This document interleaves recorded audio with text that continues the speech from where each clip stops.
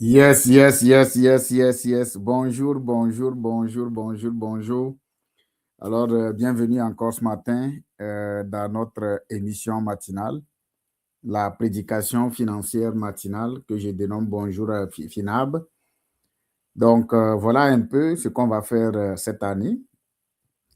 J'espère que tout le monde va bien. Vous savez, c'est une très belle occasion d'apprendre encore, d'enseigner, de donner des idées aux autres. Alors, le sujet ce matin, c'est pourquoi la jeunesse doit se lever financièrement et maintenant, c'est maintenant qu'ils doivent le faire. Pourquoi la jeunesse doit se lever maintenant, hein, à partir d'aujourd'hui maintenant, et construire son avenir financier. Pourquoi il doit le faire aujourd'hui, dès aujourd'hui? Pourquoi? Donc, d'abord, je voudrais faire certaines annonces. Mon nom, c'est Kofi Abraham Akpobi, vous me connaissez très bien. J'ai pris sur moi de donner ces services vraiment à la jeunesse africaine, beaucoup plus premièrement au Canada et également euh, dans le monde entier. C'est-à-dire, si j'ai dit au Canada et aux États-Unis, surtout dans la diaspora, je voudrais parler également aussi quand même de l'Afrique et Haïti parce que FINAB est un cabinet international et qui est en train de pouvoir prendre tout le monde entier. Donc voilà un peu quand même, c'est important de préciser. L'autre côté, je voudrais aussi préciser que nous sommes actuellement sur Facebook, sur LinkedIn et sur euh, euh, YouTube. Sur YouTube, vous allez voir FINAB, la solution. Sur Facebook, c'est mon nom personnel, Kofi Abraham Akpobi. Et en plus, au niveau de LinkedIn aussi également, c'est Kofi Abraham Akpobi. Voilà pourquoi souvent je donne mon nom. Donc, c'est ça. Alors, comme je le dis, bonjour FINAB. C'est une émission qu'on va faire, ça dit par semaine, dans 3 jours par semaine, notamment comme aujourd'hui lundi matin, le vendredi matin et les dimanches, tous les 3 jours-là, de 6 heures à 7 heures, soit 1 heure de bonjour. 1 heure de bonjour FINAB. Voilà ce que nous allons faire et ça commence aujourd'hui même. 1 heure de bonjour avec la financière Abraham. FINAB, la solution. Donc, nous allons le faire à partir d'aujourd'hui, du 15 décembre, jusqu'au 29 mars 2026 et on va évaluer. Donc, ce qui veut dire que quoi? À partir d'aujourd'hui, on commence, vendredi prochain, le dimanche, ainsi de suite. Et on a donc calendrier qui sont là, donc vous allez avoir peut-être beaucoup plus les programmations. Et vous pouvez, par exemple, tous les lundis, les vendredis et les dimanches surtout, vous pouvez vous connecter à 6 heures du matin, surtout ceux qui sont beaucoup plus en Afrique. En Afrique beaucoup plus. Et en plus, ici, dans la diaspora, vous avez 18 ans à 60 ans, vous êtes parent et que vous voulez que votre enfant vous dépasse, c'est un bon moment quand même de pouvoir, parce que c'est gratuit pour l'instant. Peut-être à partir de... Il y a d'autres aspects qui vont venir, qui seront beaucoup plus payants. Donc, moi, je vous conseille beaucoup plus de pouvoir essayer de faire profiter cette activité vraiment à vos enfants. Donc, je pense que c'est ça. Maintenant, on va rentrer beaucoup plus dans le sujet. J'espère que vous êtes là. Alors, on va commencer. Pourquoi ce sujet ce matin? Pourquoi c'est le premier sujet? Pourquoi si je suis jeune, je dois me lever tôt financièrement? Vous savez, c'est une prédication. Bonjour Abraham, bonjour Finab. C'est une prédication financière. Donc, dans ce contexte ou bien dans cette prédication de ce matin, nous allons donner 5 versets bibliques que vous allez noter qui vont vous aider. Je ne suis pas pasteur ni prophète, mais le travail que nous sommes en train de faire, c'est basé beaucoup plus aussi quand même sur les valeurs spirituelles. Alors, moi, pour moi, c'est vrai que je crois en Dieu et je sais qu'il y a une existence de Dieu qui est là. Alors, je ne demande pas aux gens, je ne parle pas de la Bible ou bien de la religion, mais je suis en train d'appuyer, par exemple, un message pour ceux qui, par exemple, aiment Dieu et qui vont totalement à l'église.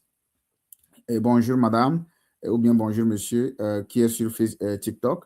Alors, ces gens-là peuvent aussi trouver quand même, aller lire et confirmer parce que c'est des sources. Alors, je veux commencer. Et pourquoi, par exemple, aujourd'hui, nous nous crions, c'est-à-dire on lance le cri d'alarme pour dire aux jeunes que ils doivent, par exemple, se lancer, ils doivent, par exemple, se lever financièrement dès aujourd'hui. Pourquoi? Vous savez, quand vous voyez un peu, les jeunes ont deux problèmes. Beaucoup de jeunes ont deux problèmes. Le premier aspect, c'est le contexte socio-économique que nous vivons actuellement, le contexte socio-économique que nous vivons actuellement. Qu'est-ce que je voudrais dire sur le contexte socio-économique? Vous savez, contexte socio-économique, c'est que il y a si nous prenons par exemple au Canada ici, la crise de logement, partout on en parle. Quand moi je suis venu ici en 2018, les logements ne sont pas totalement trop chers, mais aujourd'hui nous voyons beaucoup plus les logements, c'est un peu difficile. Au-delà du logement, nous avons les dettes. Vous savez, une grande partie quand même de la population, surtout si nous prenons nord-américain, ici au Canada, beaucoup de gens vivent beaucoup plus sur les dettes. Les dettes, que ce soit les dettes hypothécaires, les dettes, c'est-à-dire les dettes hypothécaires, les dettes immobilières, et en plus les dettes, les dettes que beaucoup de gens prennent beaucoup plus, les dettes, surtout les dettes. Les dettes, l'endettement devient, c'est-à-dire que un truc que tout le monde mange, c'est-à-dire qu'on prend, c'est comme ça devient des brosses à dents. Et c'est un peu capital de pouvoir en parler, c'est important. L'autre chose que je peux citer après le contexte socio-économique, nous pouvons par exemple parler de, vous savez, j'ai fait certaines recherches par rapport à ce sujet-là aujourd'hui. Nous pouvons parler de les jeunes, j'ai parlé déjà des dettes et les factures que les gens doivent payer. Il y a le manque d'éducation financière. Le manque de la littératie financière, c'est-à-dire qu'il y a beaucoup de jeunes qui ne veulent pas trop faire confiance aux conseillers financiers. Pour eux, il y a les médias sociaux qui sont là parce qu'il y a une grande portion de la jeunesse qui s'en va vers les médias sociaux. Aujourd'hui, quand on prend les téléphones, les gens sont sur les téléphones comme ça. C'est comme ça devient du gagne-pain. C'est-à-dire que c'est comme ça. Mais dans les métros, partout, les gens font comme ça. Ils strollent. Et c'est un peu dérangeant aujourd'hui. Le matin, déjà, quand tu te réveilles, si tu ne fais pas attention, surtout quand tu vas sur le story de Facebook, vous allez voir que c'est tellement compliqué, surtout sur mon continent africain, où il y a des femmes qui se mettent nuit. Je ne sais pas si c'est la visibilité que les gens cherchent. Les hommes, c'est là-bas où on apprend aux jeunes comment faire l'amour, comment parler de... Et ça devient très, très dangereux aujourd'hui, surtout les médias sociaux, certains médias sociaux que les gens utilisent, c'est-à-dire que de la mauvaise façon, qui n'existe jamais. Alors, vous allez voir que c'est un peu compliqué de parler de ça. Est-ce que vous comprenez ce que je voulais dire? Alors, donnez-moi une minute. Est-ce que je dois... donnez-moi une minute. Il y a quelqu'un qui doit venir. OK, c'est ça. Dans le studio, OK, parfait. OK, donnez-moi une minute, une seconde. OK, ici. Ici. Donnez-moi une minute. OK, parfait. OK, alors, merci beaucoup pour l'accord. Je poursuis. Donc, c'est très compliqué. Hein? Les gens ne font pas confiance aux conseillers financiers. Les gens ne veulent pas s'éduquer financièrement. Et il y a les choses en ligne, des cours en ligne, des choses en ligne. C'est normal, je ne refuse pas. Mais est-ce que ça instruit vraiment les jeunes? Et pourquoi les jeunes ont encore trop de problèmes aujourd'hui, surtout les problèmes de dette? Les problèmes de dette, surtout en Amérique du Nord, ici au Canada, où un jeune commence par travailler, la première des choses à faire, c'est aller payer un auto de 27 000 $, aller payer un auto de 30 000 $. Un jeune, un auto de 30 000 $. Or, par contre, ce jeune homme-là n'a pas encore fait la fondation financière, notamment, n'a pas d'assurance, ne comprend pas ce qu'on appelle un investissement. Au niveau d'investissement même, il va en ligne pour aller, par exemple, aller dire qu'il a investi l'argent à la bourse, etc. Je ne suis pas contre. Mais la personne n'a pas fait la fondation financière, il ne sait pas pourquoi il est en train de le faire. Il ne maîtrise pas son budget. Alors, le monsieur vient de commencer par travailler et puis il va aller prendre un auto de 27 000 $. Et quand tu lui demandes, il dit non, Abraham, parce que, et l'auto là, ce n'est pas 27 000 seulement. 27 000, ça, c'est le financement. Aux 2 semaines, la personne devient comme quoi? Ça dit qu'elle devient un aliéné. Ça dit qu'elle ne se retrouve plus. C'est une aliénation, ça dit qu'une prison à ciel ouvert. Il ne dort pas, il doit aller travailler. D'autres même cherchent même à ajouter d'autres travaux, 2 jobs, pour payer parce qu'il a un téléphone iPhone qu'il a payé à 2 500 ou à 3 000 $, financement. Alors, c'est financement. Les dettes, ça dit qu'on passe par le financement pour s'endetter. Et c'est très dangereux, ça. Très, très dangereux. Vous savez, par rapport à mes fonctions antérieures en tant que chef service crédit à la FICEC Togo, la dette, c'est bien. Mais j'ai compris qu'il y a des mauvaises dettes et quand je suis arrivé ici au Canada, j'ai compris directement que beaucoup de personnes qui ne vont pas, par exemple, étudier un peu la finance ici vont avoir beaucoup de problèmes. Alors, mon appel premier que je lance à tout jeune, 18 ans à 50 ans, 40 ans, surtout quand tu viens de la communauté francophone et que tu es immigrant, je te demande de pouvoir prendre vraiment un bonjour FINAB, très toujours sérieux. Je t'inviterai même toi-même à faire les cours avec nous. Parce que nous avons un programme de formation avec FINAB et Gateway Financial qui va te permettre, par exemple, de te former. Pas seulement que de devenir comme moi, conseiller financier, non, mais pour tes propres usages futurs. Vous savez, quand quelqu'un qui a lui seulement les cours, nous avons 4 matières, assurance vie, assurance maladie, les fonds distincts, comment l'argent fonctionne sur le marché et le droit du Québec ou bien du Canada. Quand la personne a lu ces cours-là un tout petit peu et qu'un conseiller financier l'appelle en même temps, il dit non, que ce que tu dis là, je comprends, j'ai déjà lu ça, c'est bon et que je suis aussi dans le processus, c'est fini. La personne ne va plus aller. Mais, il y a un mais. Il ne faut pas lire les cours là et ne pas l'appliquer. La non-application aussi, parce que tu peux être éduqué financièrement et ne pas l'appliquer aussi également.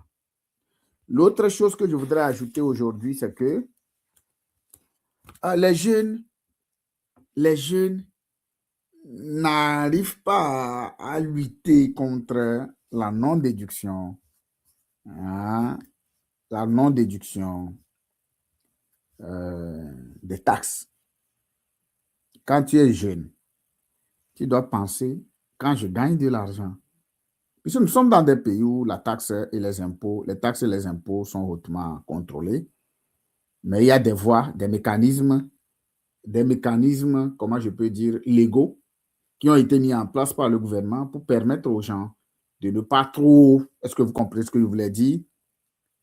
Alors, toi jeune, la première des choses à faire, alors je voudrais ici interpeller la jeunesse africaine immigrante qui sont issus de la communauté francophone immigrante.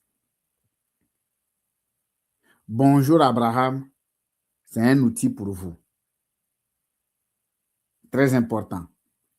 Et nos conférences qui se déroulent souvent les vendredis soirs, vous devez être là. Vous devez suivre nos formations. Surtout jeunes. Tes parents t'ont amené ici au Canada, tu es né ici, ou bien tes parents ils t'ont amené ici et que tu as grandi ici au Canada. Tu as fait un peu le cégep, tu as fait un peu des choses. Moi, je te dirai rapidement. La première des choses à faire, tu dois te lever tôt. Et se lever tôt veut dire, tu dois comprendre l'essence de la finance. Parce que quand tu ne le fais pas, tu vas lire beaucoup plus l'heure. Je poursuis. Alors, le 4e point que je voudrais aussi quand même lister, dans le pourquoi les jeunes doivent se lever tôt, parce que les jeunes, ils doivent construire, par exemple, un héritage plus que leurs parents. Et je vais appuyer tout ça là, par exemple, par des appuis bibliques. Donc, aujourd'hui, ce matin, par exemple, c'est un appel que nous lançons à la jeunesse, surtout francophone. Oui, moi, je viens de l'Afrique de l'Ouest. Je parle au Québec et au Canada. Alors, je dois parler beaucoup plus quand même de ça. Vous allez beaucoup m'excuser, ce n'est pas de, ce n'est pas, par exemple, de la quoi de, je ne sais pas, non, ce n'est pas de la discrimination, mais en réalité, c'est ma langue officielle. Alors, je parle plus de cette langue-là. Alors, c'est normal que vous puissiez, par exemple, me voir comme ça. C'est normal. Vous allez beaucoup plus m'excuser parce que des fois, les gens vont croire que c'est ça, c'est ça. C'est ça, c'est ça. OK. Alors ici, je voudrais, j'ai parlé beaucoup plus de contexte socio-économique, des jeunes qui se lancent beaucoup plus dans les dettes. Non. Tu n'as pas ta main. J'ai dit ta main. Ne peux pas prendre quelque chose ici comme ça. Pourquoi tu veux monter sur des pieds, c'est-à-dire des tables pour aller chercher les choses là-bas? Non. Rendez-vous la vie très simple. Rendez-vous la vie très simple. Quand on est jeune, on rend la vie très simple. Quand on est jeune, on doit aller chercher beaucoup plus ce qu'on appelle des connaissances. Quand on est jeune, et surtout les connaissances financières, parce que Dieu a appuyé ça. Je vais vous montrer ça tout de suite.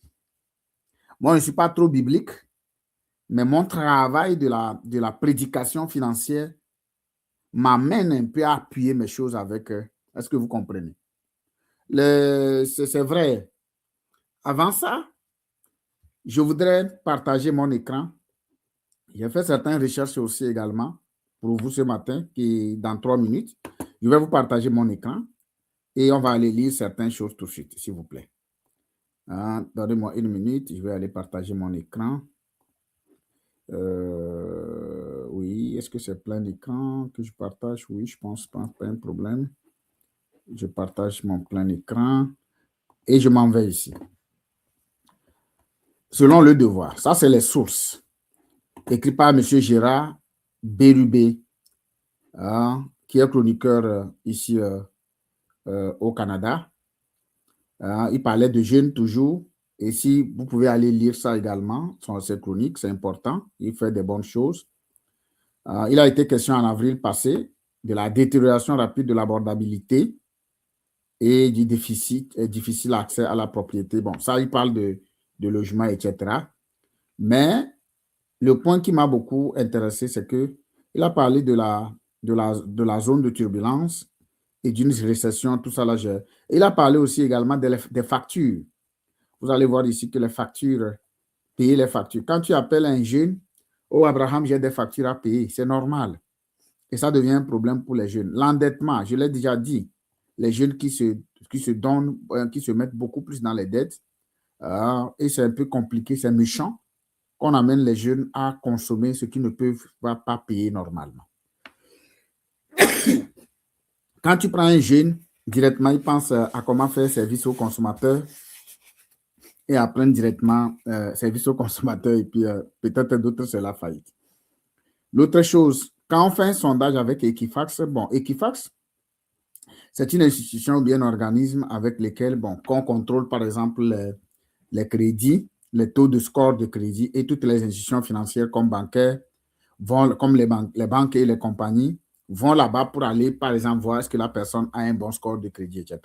Tu ne peux pas, par exemple, avoir une maison, avoir même des fois des autos, à contracter un emprunt ou bien une dette sans pouvoir passer par Equifax. Donc, les sondages sont là et c'est alarmant. Je dis bien c'est alarmant. C'est très, très alarmant. Quand vous lisez ça, vous allez voir qu'on a deux problèmes. On a vraiment, vraiment deux problèmes. Là où je voudrais vraiment féliciter un peu le Canada, c'est que, vous savez, est-ce que vous savez que novembre, est-ce que vous savez qu'il y a un mois dédié à la littératie financière, à l'éducation financière ici au Canada? Il y a beaucoup de gens qui n'ont pas cette information. En novembre, le gouvernement a mis des dates, surtout le 30 novembre, comme date de la littératie financière ici au Canada, où on enseigne, par exemple, ça dit que dans des écoles, même en 2000, je pense que c'était en 2017 ou 17, je pense, il a été mis dans les cégep, quand tu vas arriver au niveau de 5, de pouvoir, c'est-à-dire l'éducation financière, la littératie financière, d'enseigner un peu qu'est-ce qu'on appelle le budget, la prise de décision financière, le budget, la prise de décision financière. Autre chose qui est enseignée également, à part le budget, donnez-moi une minute, à part le budget, il y a la prise de décision financière également. Il y a l'endettement. Tout ça là est enseigné et le risque d'endettement également. Tout ça là est enseigné, mais les gens ne le prennent pas vraiment au sérieux, c'est tout. Je peux vous montrer même la source. La source, c'est que je suis allé chercher un peu les choses au niveau de l'Université de Laval et vous allez voir que les ados, l'Université de Laval, ils ont fait un truc l'autre fois, les ados et l'argent, un nouveau coup de sonde. Pour une deuxième année d'affilée et durant tout le mois de novembre, vous voyez. Alors, ils ont fait des sondages même auprès de jeunes Québécois de 15 ans à 19 ans. Sur les finances personnelles, et vous pouvez aller lire l'article, c'est au niveau de l'Université de Laval. Et quand ils ont fait les choses, vraiment, c'est bien, mais ça reste un peu. C'est un peu compliqué. Ce qui voudra dire que quoi? Vous avez vu les sources de ce que je suis en train de vouloir partager et je suis très content que vous l'avez vu. Alors, c'est pour dire que au niveau des pays comme le Canada, surtout le Canada et le Canada, vous avez vu tout de suite que même dans les universités, il y a un mois de la littératie financière, notamment l'éducation financière, qui est dédiée de façon officielle par le gouvernement. Et les universités, ils font ce truc-là, surtout dans le mois de novembre. C'est un mois qu'on parle uniquement que de la finance. Et au niveau même de primaire, c'est-à-dire cégep, on enseigne même des trucs-là. Maintenant, comment se fait-il qu'avec toutes ces ressources qu'on a mis en place et que les jeunes vont se mettre encore trop dans les dettes? C'est une question qu'il faut se poser. C'est une question qu'il faut se poser. Est-ce que vous comprenez? C'est ça. L'autre aspect, l'autre que je voudrais aborder, c'est que si ici au niveau du Canada, on enseigne de la finance à bas âge aux jeunes de 15 ans à 19 ans et que les mêmes jeunes ont des problèmes financiers, quel est vraiment le problème? Ce qui veut dire qu'il y a vraiment quelque chose. C'est là où moi je dis que c'est un peu compliqué. Alors, l'autre côté qui est compliqué encore, c'est dans nos pays, en Afrique. Moi, je me souviens très bien, quand j'étais à la FUSEC Togo en tant que chef service crédit, je faisais de l'éducation financière aux femmes qui veulent prendre, par exemple, de crédit pour leur dire, pour leur éviter en sorte qu'ils n'aillent préparer pour leur mari, etc., avec l'argent qu'ils ont pris. Or, j'avais des outils limités, j'avais des connaissances limitées. Et aujourd'hui, c'est une grâce pour la FUSEC Togo, c'est une grâce pour le Togo, c'est une grâce pour tout le continent africain que Abraham est arrivé ici au Canada. Et j'ai pris la voie de l'éducation financière, j'ai pris la voie de l'entrepreneuriat dans la finance, bâtir des cabinets financiers ici au Canada et ailleurs, dans le reste du monde entier.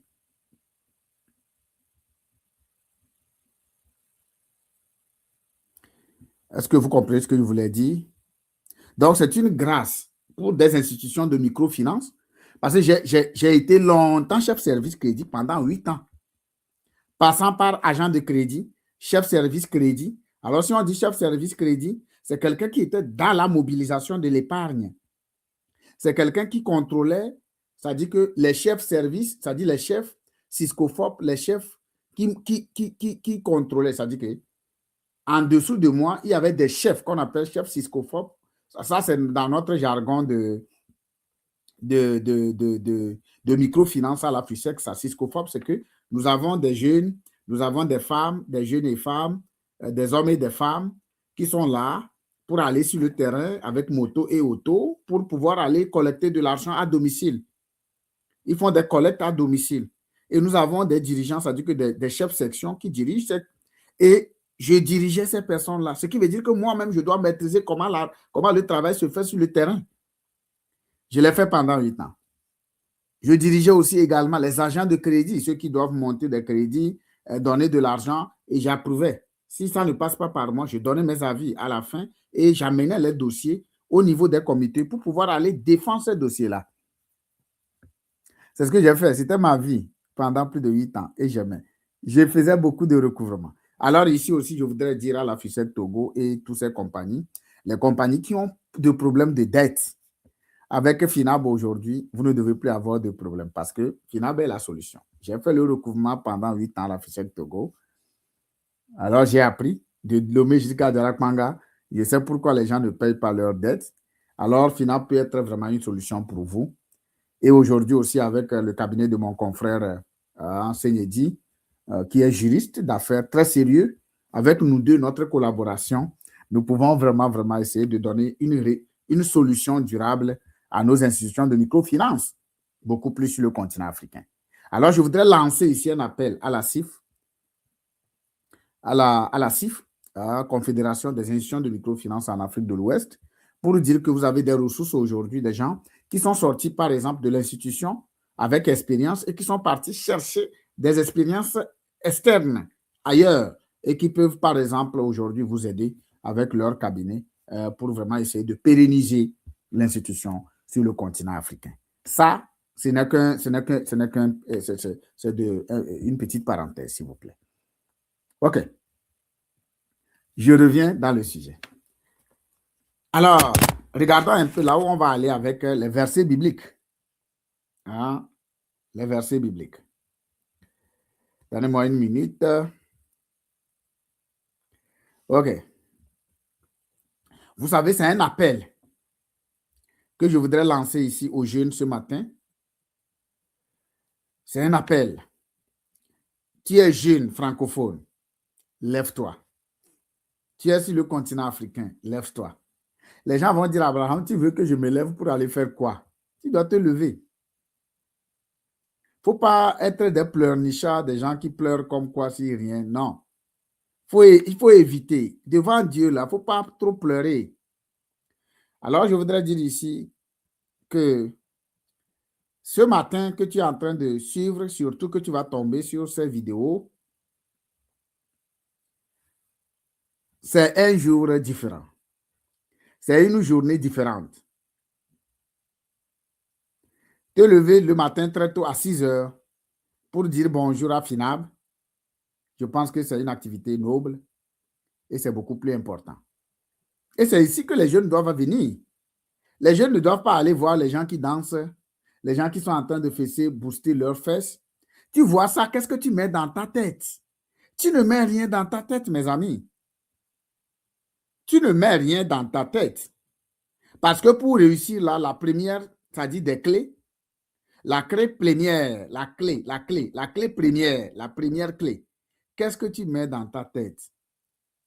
Voilà pourquoi le continent africain, beaucoup de jeunes sont pauvres. Les parents sont pauvres. Ils sont en train de refaire encore des enfants pauvres. Le jeune n'a rien. Le jeune n'a rien. Il n'a aucune fondation financière. Il ne comprend rien. C'est quelqu'un qui est comme il est décédé. Et après tout ce jeune homme, c'est lui qui va dire qu'il cherche femme. C'est cette fille qui n'arrive même pas à essuyer ses fesses. C'est lui qui dit que c'est elle qui dit qu'elle va aller dans un foyer. Hey! Ah bon? Je voudrais que les parents ici, c'est un appel vibrant que je lance aux parents. Ne permets pas ça dans ta maison. Alors, vous savez, nous vivons vraiment dans une période et nous devons beaucoup faire attention. Les situations géopolitiques, les coups d'État par ici et par là, les fraudes constitutionnelles, et puis la guerre de l'Ukraine, les choses qui se débattent, les gens qui ferment leur entreprise, etc. Et moi, jeune, je vais voir toute cette situation-là et je vais aller prendre un auto de comment l'appelle-t-on, de 27 000 $, 30 000 $, 40 000 $. Les gens vont dire, les concessionnaires seront contre moi parce qu'ils vont dire que ce monsieur veut détruire leur marché. Non. Moi, je ne veux pas détruire votre marché. Mais moi, je vois mal qu'un jeune commence par travailler puis va aller prendre un auto de 27 000 $. Je ne sais pas pourquoi il a pris. Un auto, c'est bon, mais moi, pour moi, c'est une dépense. Je ne veux pas dire inutile, mais en tout cas, vous savez ce que je voulais dire. Alors, regardez un peu ici, je voudrais dire quoi? Le premier verset que je voulais donner ici, qui a été confirmé par Dieu, le Tout-Puissant, en tout cas, je ne sais pas. En tout cas, ceux qui ont écrit la Bible, bien sûr. Si les gens, les coachs au niveau de l'États-Unis ont utilisé la Bible, les grands hommes au niveau de l'États-Unis ont utilisé la Bible pour pouvoir relever le niveau de l'États-Unis, vous allez voir ce que Donald Trump fait. Moi, je vois mal que les gens, c'est nous, moi, je pense que Bonjour Finab doit être soutenu par les chefs d'État au niveau de l'Afrique. Parce que ça va aider, par exemple, et tout, ça peut être même, par exemple, une organisation, je ne sais pas, ça dit que un organisme aujourd'hui pour dire que non, tous les jeunes africains doivent vraiment suivre Abraham. Parce que je ne suis pas en train de dire quelque chose, je n'éveille pas les jeunes à prendre des armes, à sortir contre, à insulter un chef d'État, non. C'est que nous devons construire la jeunesse. Vous voyez au Canada ici, là, les jeunes sont conscients, ils sont illuminés. Un jeune sait ce qu'il faut faire. Mais chez nous, les jeunes ne savent pas ce qu'il faut faire. C'est vrai que c'est ici aussi que les jeunes sont tellement dans les dettes. Mais ce que je voudrais dire, on doit faire en sorte. Quelqu'un va me dire qu'Abraham, la personne a 30 ans. Je vois un commentaire, on dit à 30 ans, la personne est sur les bancs. Mais en réalité, à 30 ans, tu es encore sur les bancs, c'est ton problème. Sinon, en réalité, normalement, à 30 ans, tu peux cumuler les bancs. Et aussi, ça ne veut pas dire qu'au Canada, les gens ne sont pas sur les bancs à 30 ans. Ton papa même, quand il est venu dans ce pays à 45 ans, il était encore sur les bancs. Mais est-ce qu'il travaillait? Oui, il faisait quelque chose. Il faisait un job et les bancs. Voilà ce que nous devons mettre actuellement sur le continent africain. Il ne faut pas aller à l'école comme ça et puis après, tu ne fais rien. Non, à 18 ans déjà, tu ne dois plus dépendre vraiment de tes parents. Ce n'est pas une bonne chose. Alors, regarde ce que Proverbe 21, verset 20 dit. Je vais vous le lire. Si tu as ta Bible, tu peux lire aussi. Les gens vont dire, oh, Abraham, tu veux dire bonjour, FINAB va devenir une organisation religieuse. Non, non, non, non, je n'ai jamais dit ça. Hein. Mais moi, je m'appuie sur les versets bibliques financièrement pour dire aux jeunes ce que Dieu dit de faire. Même si ce n'est pas Dieu qui l'a dit, ça fait longtemps que la Bible existe. Et moi, j'ai vu beaucoup de coachs. Je vais chez des grands coachs, Tony Robbins, John Maxwell, des grands coachs du monde. Ils ne vont jamais faire leur coaching sans pouvoir s'appuyer sur la Bible. Parce que même si nos ancêtres, c'est bien de parler de nos ancêtres, moi je ne suis pas contre, mais c'est sûr qu'il n'y a pas trop un document officiel qui est là pour que tu vas voir, oh, tel ancêtre a dit ceci, tel ancêtre a dit ceci. Mais quand même au niveau de la Bible, au moins on voit un itinéraire et on peut s'appuyer sur ça. Voilà un peu mon message. Il ne faut pas que les gens traumatisent vraiment mon message pour dire que Abraham est en train de faire maintenant la religion, etc., etc. Non, non. Mais je suis un chrétien, bien sûr. Hein? Je suis un chrétien, bien sûr, parce qu'il faut que ça soit clair. Je ne suis pas dans les sectes, je ne suis pas un sectaire, je suis un chrétien et je parle un peu plus quand même de notre Afrique, ça c'est sûr. Alors, Proverbe 21, verset 20. De précieux trésors et de l'huile sont dans la demeure du sage, mais l'homme insensé les engloutit.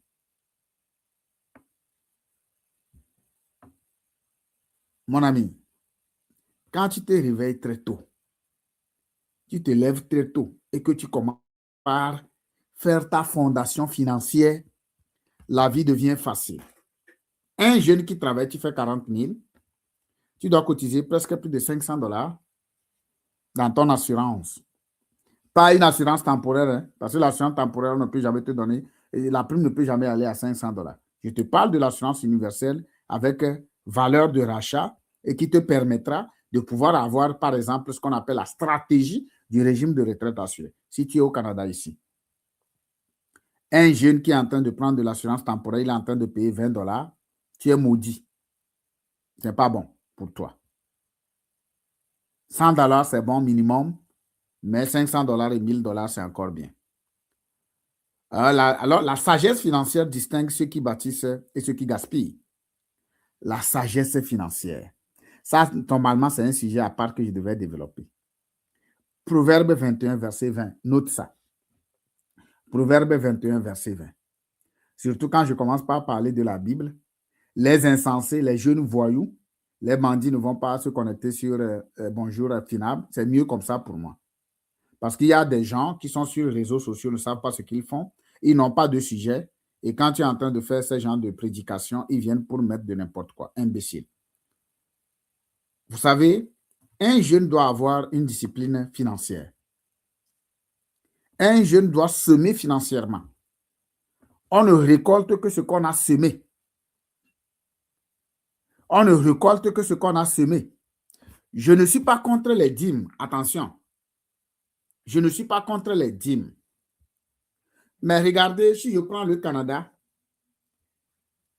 le gouvernement canadien dit il a mis des mécanismes de retraite pour préparer les jeunes à préparer, par exemple, leur retraite, par exemple. Écoutez-moi, ça dit, vous m'excusez de la tautologie.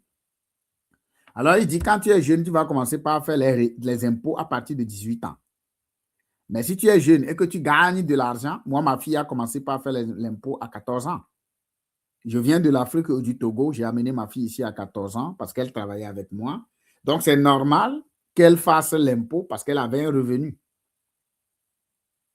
Donc, c'est vrai que l'âge minimum pour faire, par exemple, l'impôt, en réalité, c'est à 18 ans. Avec un maximum de 3 500 de revenus, tu dois faire l'impôt. Et tu dois faire l'impôt. OK, les taxes. Alors, le même gouvernement a mis des mécanismes en place pour dire que tu peux, par exemple, ne pas payer trop d'impôts. Si tu investissais 18% de ton argent, de ton revenu dans les réels, c'est déductible. Alors, je donne un exemple. Je suis jeune. Je gagne 70 000. Comme j'ai rencontré un jeune Congolais la fois passée qui fait 70 000 $. Supposons qu'il ne veut pas trop payer d'impôts. Il doit, par exemple, investir 18% de son salaire là. Ça fait presque 12 600 divisé par 12 mois. Ça fait 1000 quelque chose de dollars dans son réel. Et à la fin de l'année, quand il va faire l'impôt, au lieu qu'on facture, c'est-à-dire qu'on lui impose sur 70 000, on va faire 70 000 moins 12 000. Est-ce que vous voyez comment le gouvernement réfléchit? Et le même gouvernement demande aussi quand même, ils ont mis des comptes en place, que ce soit le compte réel, le compte CELI, etc. Mais je n'ai parlé que du réel. Et le réel, en réalité, c'est pour des gens qui font, par exemple, des salaires importants. Pas minimum 40 000. Comme je le dis, plus tu fais de montants, c'est important, par exemple, de cotiser les 18% parce que tu vas avoir une braquette, c'est-à-dire la braquette fiscale. Tu vas agir sur ça, mais faire 30 000, 20 000, 30 000, 40 000 et cotiser 100 $ dans les impôts, ça, c'est de n'importe quoi. Alors, regarde un peu. J'ai dit que je ne suis pas contre les dîmes. Mais si je dois cotiser 10% de mes 70 000, ce qui est que je dois cotiser un 7 000 $ dans une église. Là-bas aussi, je voudrais dire aux jeunes, et je parle aux jeunes seulement, ceux qui vont à l'église et qui payent les dîmes. Pourquoi vous payez la moitié de vos dîmes? Pourquoi vous payez 100 $? Pourquoi vous payez? Si tu fais 40 000, tu dois savoir que ça fait 4 000. Si tu dois vraiment, vraiment respecter les 10%, ben sinon, en réalité, si tu ne le fais pas, et tu ne dois pas payer dîmes pour dire que je dois avoir, par exemple, le reçu d'impôt. Dîmes, tu ne dois pas avoir reçu d'impôt. Parce que dîmes, c'est sûr que tu as donné à Dieu. Alors, si tu as donné à Dieu à travers ton pasteur, que ton pasteur l'a pris pour pouvoir nourrir sa femme et ses enfants, il a pris pour construire des maisons au Togo et partout. C'est la bénédiction que tu as donnée à ton pasteur. Mais si tu veux faire un don, il faut que ça soit précis. Je fais un don à cette église pour le loyer. Je fais un don à cette église pour tel but.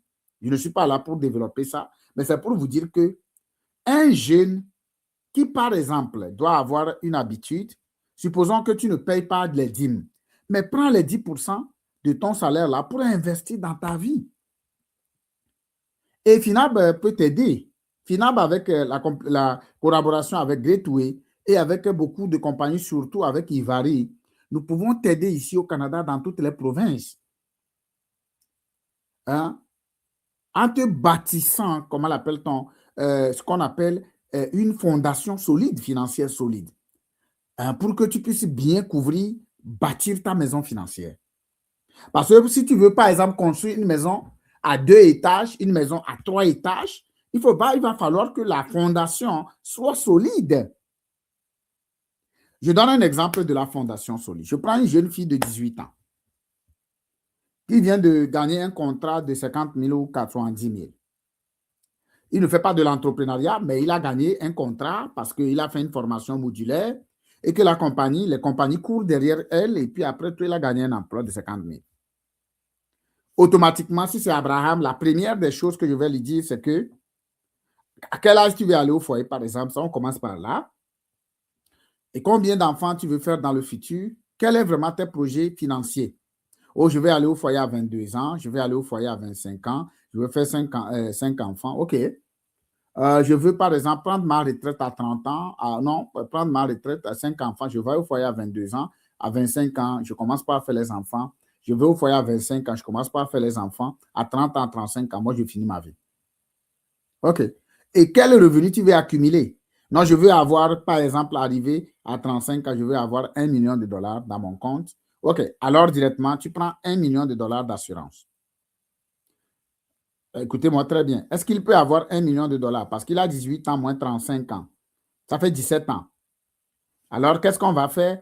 Donne-moi, OK, on va faire 1 million de dollars divisé par 17 ans. Ça fait 58 000 divisé par 12, non? Ça a pris déjà totalement tout son salaire. Donc, il ne peut pas trop accumuler 1 million de dollars dans les 17 ans parce que ça va lui prendre vraiment. Mais s'il va dans l'entrepreneuriat, il peut le faire. Mais avec un salaire de 50 000, non, ça peut être très difficile. Mais ce que je voudrais dire, ce jeune homme, en réalité, s'il ne peut pas trop cotiser beaucoup d'argent, c'est-à-dire les 4 000 dollars, il peut cotiser seulement 500 dollars dans une assurance vie universelle avec moi.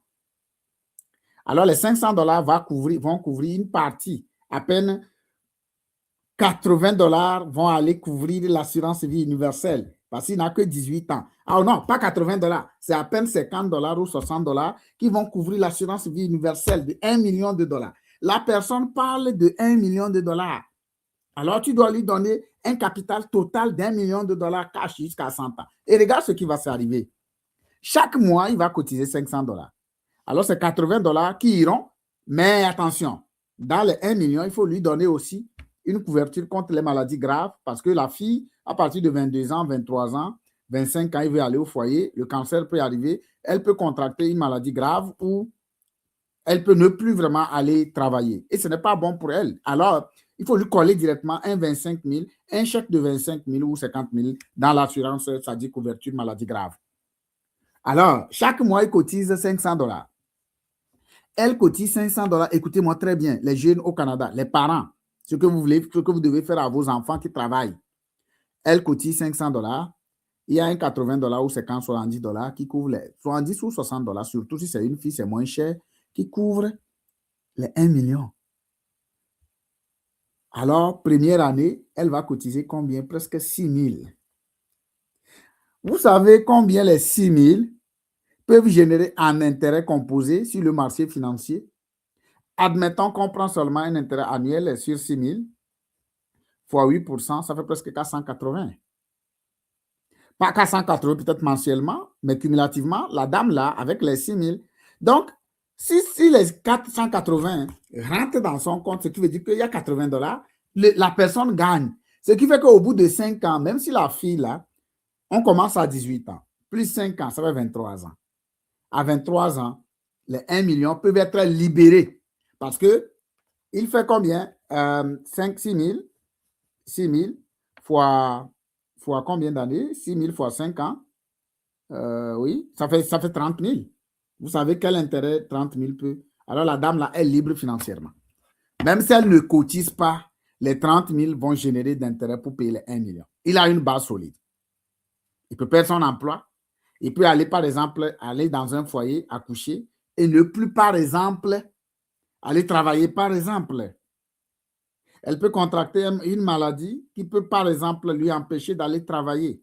Voilà le message d'Abraham pour les jeunes. Un jeune, tu dois te lever tôt. Alors, un jeune qui est en train de vouloir travailler avec moi et qui est en train de parler de 100 dollars, en train de parler de 50 dollars, ce n'est pas trop bon pour vous. Un jeune qui travaille, même si tu travailles dans un entrepôt, tu travailles dans un travail général, moi, je t'invite à vraiment commencer tôt, à se lever tôt.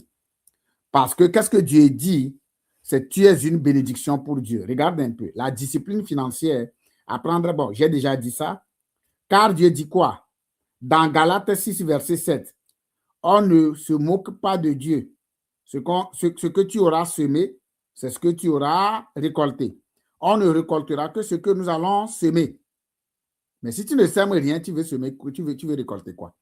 Toi, tu ne sèmes rien. J'ai dit, hein, tu ne sèmes rien. Alors, c'est important. Tu ne peux pas. Si tu ne veux pas cotiser de dîmes, prends l'argent de dîmes là et investis dans ta vie. Dieu va te pardonner. Moi, je dis ici, c'est un appel que je lance aux jeunes qui payent les dîmes. Si tu vois que tu ne pourras pas payer totalement dîmes dans l'église, mets l'argent là dans ton compte d'investissement dans une assurance vie universelle. Avec valeur de rachat, bien sûr. Et après tout, on va utiliser ce qu'on appelle la stratégie du régime pour t'aider. Du régime de retraite assuré, bien sûr. OK, je poursuis. La jeunesse récoltera demain ce qu'elle semera aujourd'hui. J'ai déjà dit ça. La liberté financière est une mission spirituelle. Quelqu'un peut mettre en commentaire, je dis bien la liberté financière, c'est une mission spirituelle. Voilà pourquoi il y a une différence entre... C'est pourquoi je dis que l'Afrique n'est pas pauvre. Les gens ont tendance à vouloir appauvrir notre continent africain à travers... bon, je laisse ça, mais aujourd'hui, nous avons un éveil. C'est pourquoi je suis très content de pouvoir vraiment ici arriver au Canada. Moi, ma joie au Canada, c'est que je n'ai jamais accepté de travailler pour personne ici au Canada. Je ne sais pas, hein, parce que j'ai fait certaines expériences, j'ai vu que on m'a déjà été licencié dans les emplois. À cause de ma voix, on dit que ta voix là, c'est pas bon. Moi, je croyais que je suis encore au Togo. Je dois changer la voix, mais je ne peux pas. Hein? Moi, je ne peux jamais changer ma voix, ni la langue, non. OK. Alors, on m'avait licencié à cause de la voix. C'est bien. J'ai travaillé dans les métros, j'ai travaillé 2 jobs, 3 jobs, j'ai travaillé la nuit. J'ai vu que ça va être difficile. Alors, j'ai pris la voie de l'éducation financière. Et je voudrais te partager avec Bonjour Finabre. La financière Abraham. Il ne faut plus encore me demander, Abraham, qu'est-ce que cela voudra dire? Je te donne Proverbe 22, verset 7. J'ai parlé de la liberté financière. Être libre financièrement, c'est pouvoir servir le Seigneur. Vous savez, quand moi je vois les jeunes qui chantent, les jeunes qui dansent dans les églises, combien les pasteurs vous payent? Les jeunes qui perdent leur temps, ça dit vendredi soir, ils doivent aller chorale. Quand moi je vois ça, je me dis, et encore au Canada, hein, les jeunes africains, les parents qui ont envoyé vos enfants ici, moi je vous donne une information, vos enfants ne vont pas faire plus que vous. Parce que vos enfants sont dans les églises tous les jours. Ils dorment même dans les églises. Ils n'ont pas le temps pour apprendre. Ils n'ont pas le temps pour se former. Mais ils ont le temps pour aller faire des formations, pour chanter. La chanson, là, va te donner quoi? Hey, aïe, aïe, aïe, Abraham. C'est pourquoi des fois, il faut être dur. Il faut être comme un lion, même dans ta propre maison. Moi, je vais voir, moi, ma fille. Il va quitter la maison vendredi soir et puis il est en train de... Et puis, on dit que non. Mais je ne suis pas contre les gens qui chantent dans les églises. Mais ça, c'est nos mamans qui doivent faire ça. Les mamans qui ont la liberté financière ou bien au moins l'indépendance financière. Parce qu'ils savent que quand je vais aller chanter, quand je vais revenir à la maison, il y aura vraiment... Et ici, je voudrais lancer un appel à la jeunesse africaine qui sont, par exemple, ça dit qu'ils sont restés en Afrique. Si vous chantez dans une église et que le pasteur prend les dîmes, il prend les cotisations, il prend les offrandes, mais il ne vous donne rien, moi, je vous dis que vous êtes bête. Oui, c'est bien de travailler pour Dieu. Je ne refuse pas de ne pas travailler pour Dieu. Mais Dieu n'aime pas aussi la gratuité. C'est de n'importe quoi que les gens... Ils sont en train de vous utiliser, les pasteurs. Les pasteurs africains et les pasteurs, beaucoup de pasteurs sont en train d'utiliser les jeunes pour pouvoir aboutir à leur fin, c'est-à-dire que eux, c'est-à-dire que faire eux devenir riches. Moi, aucun pasteur ne fera pas ça avec Abraham. La liberté financière, l'indépendance financière, ça se construit. Voilà pourquoi nos jeunes qui sont en train de chanter dans les églises, les jeunes qui dorment dans les églises, ils restent seulement dans ce qu'on appelle dans la sécurité financière. Les pasteurs n'ont aucun projet parce que c'est des pasteurs qui n'ont rien dans la tête. Eux-mêmes, ils ne font aucun projet. Ils ne peuvent enseigner aucun projet pour les jeunes. Et ça devient un problème. Tu dois te réveiller. Lève-toi ce matin. Je ne te demande pas de quitter l'église, mais ce que je voudrais te dire, c'est que tu dois construire ta liberté financière. Tu dois ça dit que te libérer très tôt. C'est en Afrique où on nous a appris que non, il faut être là. C'est quand tu vas avoir une cinquantaine, une soixantaine. Tu vas avoir une cinquantaine, une soixantaine pour faire quoi que ce soit, imbécile. Comment avoir cinquantaine, soixantaine? C'est quoi ça? Quand vous prenez les États-Unis, les jeunes veulent aller à la retraite dans combien? À 22 ans, à 19 ans. Les gens font des millions. Mais quand vous prenez par exemple l'Afrique, les jeunes veulent, les femmes, les jeunes filles veulent, c'est-à-dire avoir combien d'hommes j'ai dans mon actif. Les jeunes garçons veulent avoir combien de femmes j'ai dans mon actif. Imbécile. Ça, c'est de l'imbécilité notoire. Ce n'est pas une bonne chose. Et quand tu es parent, dans ta maison, tu ne dois pas autoriser ça. Tu ne dois pas autoriser ça. Que Dieu vous bénisse, qu'il bénisse sa parole. Alors, la liberté financière, Proverbe 22, verset 7. Rapidement, parce que l'heure est contre moi. Le riche domine sur les pauvres. Et celui qui emprunte est l'esclave de celui qui emprunte est l'esclave de celui qui lui prête. Tu as pris auto quelque part, tu deviens esclave. La jeunesse doit se lever pour briser les chaînes de l'endettement. C'est ce que j'ai dit au départ. La jeunesse, tu dois te lever pour briser les chaînes de l'endettement. Voilà pourquoi FINAB, la solution Gateway Financial, est un programme très bon pour vous. Bonjour FINAB. Vous devez se joindre à notre compagnie FINAB, la solution Gateway Financial, pour apprendre, pour vous former, pour avoir, ça dit, une connaissance financière. Alors, je voudrais dire, la jeunesse est appelée à dépasser la génération passée. La jeunesse africaine, la jeunesse au Canada, vous êtes appelés à dépasser nos parents. Nous, comme ça. Vous devez nous dépasser. Je vais vous dire ceci. Dieu veut que les enfants fassent mieux que leurs parents. Mais si l'enfant est en train de dormir dans l'église, or le papa a été, ça dit c'est un parent qui a dormi dans l'église, l'enfant aussi a suivi, a emboîté ce chemin d'aller dormir dans l'église. Tu ne vas pas faire plus que tes parents. Tu vas rester seulement dans le mensonge. Ce n'est pas bon. Ce n'est pas une bonne chose. Il faut qu'on dise la vérité. Un jeune, moi, je veux voir ma fille faire plus que moi. Je veux voir mon garçon parler des millions. Pas pour que si je retourne en Afrique, qu'il m'envoie de l'argent. Non, non, non, non. Ce n'est pas ça. Mais qu'il soit libre financièrement et très tôt. Là, je vais vous donner le verset qui témoigne ça. Hein, la jeunesse doit bâtir un héritage nouveau, plus grand et plus solide. C'est ce que Dieu veut. Quand vos pasteurs refusent de vous dire la vérité, là, moi, je vous donne les versets, ce que Dieu veut de vous. Alors, regardez, prenez Jean 14, verset 12. Celui qui croit en moi fera aussi les œuvres que je fais, et il en fera il en fera de plus grand. La jeunesse est appelée à dépasser les limites financières des générations précédentes. C'est ce que Dieu veut de toi. Dieu ne veut pas que tu te limites. Dieu ne veut pas que tu aies peur. Dieu veut que tu parles de l'argent.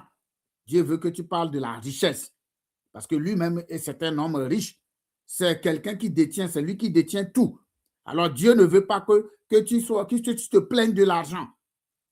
Parce qu'il dit que quand, par exemple, toi, tu t'en vas pour emprunter, tu deviens esclave pour l'autre là qui t'a prêté. Dernier, la prospérité est un témoignage. La prospérité est un témoignage. Vous savez, quand vous avez de la prospérité, vous allez partir, vous allez circuler, vous irez dans les églises, dans les endroits pour parler de Dieu, témoigner la grandeur de Dieu. Je vais vous lire ça. Quand les jeunes réussissent financièrement, ils deviennent des témoins vivants et ils sont de la gloire de Dieu. Je ne suis pas pasteur. Enlevez-moi sur ce chemin-là.